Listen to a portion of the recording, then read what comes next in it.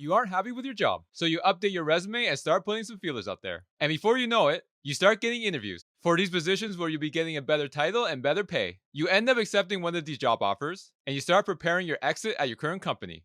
You schedule a meeting with your manager to break the news, and when the meeting happens, you give the news and you hand in your resignation letter. They stop you and give you a counter offer that ends up being more lucrative compared to what the new company is going to give you. Should you take it? Although it is tempting, the answer should always be no. According to a study by Eclipse, a recruitment software company, 90% of professionals that accept a counteroffer will leave their current employer within 12 months. The other notable statistic is that 50% of professionals that accept a counteroffer from their current employer will be back on the job market after 2 months. This usually happens after the excitement of an increased salary and new job responsibilities wear off. So if counteroffers are such a big red flag, why do so many people take them? I can sum it up into 4 reasons. The first is the fear of the unknown. No matter how good the new opportunity is, leaving a job that you know for a new opportunity can be scary. It's similar to relationships, where people stay in relationships long past their expiry date. Because even though they are unhappy, the fear of the unknown, such as being single, to them is worse. The next reason is emotional attachment. If you've been at a company for a while, you develop rapport with your manager and coworkers. So by you leaving for another opportunity, you feel you're letting them down. However, if you're truly close with your manager and colleagues, going to another job shouldn't really affect your relationship because you can always hang out with them after work. My rule of thumb is if you never hang out with people outside of work, you are not that close. So always do what is best for you and your career, which leads me to my next point of having a sense of loyalty. If the company has been good to them for numerous years, they may feel a sense of loyalty to their current employer and believe that they owe the company to stay.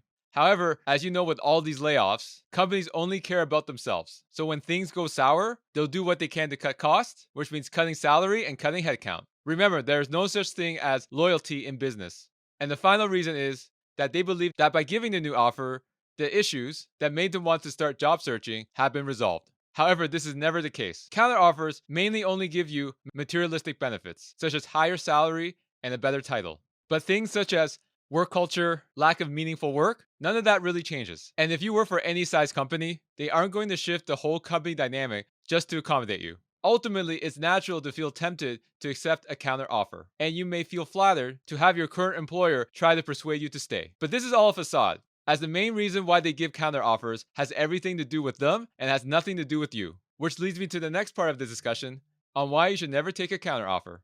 The first reason is that they only made this offer out of desperation, and because you threatened to leave. As I said earlier, counter offers has everything to do with them and has nothing to do with you, because they have to divide the work amongst the remaining people, adding stress and potentially overworking them, driving down team morale and productivity. The other part of the equation is that now they have to spend money and time to find your replacement, which could take months. In addition, they'll end up having to pay more because of the current market rate. For example, if you got hired at $50,000 3 years ago and you got minuscule raises, now when they hire someone to replace you, the market rate now could be $60,000 or $65,000. So a counter offer is a way to try to prevent you from leaving. But that doesn't necessarily mean that they actually value you or the issues that led you to consider leaving have been addressed. Which leads me to my second reason of a counter offer being a temporary fix. As I had mentioned earlier, counter offers only give you materialistic benefits, such as a better title and more pay, but usually don't resolve the problems that are the source of your frustration and why you wanted to leave in the first place. So if you initially consider leaving because of lack of opportunities, a toxic work environment, or poor work-life balance, it's important to consider whether a counteroffer really addresses these issues. And finally, your loyalty will always be in question. If you accept a counteroffer after initially expressing a desire to leave,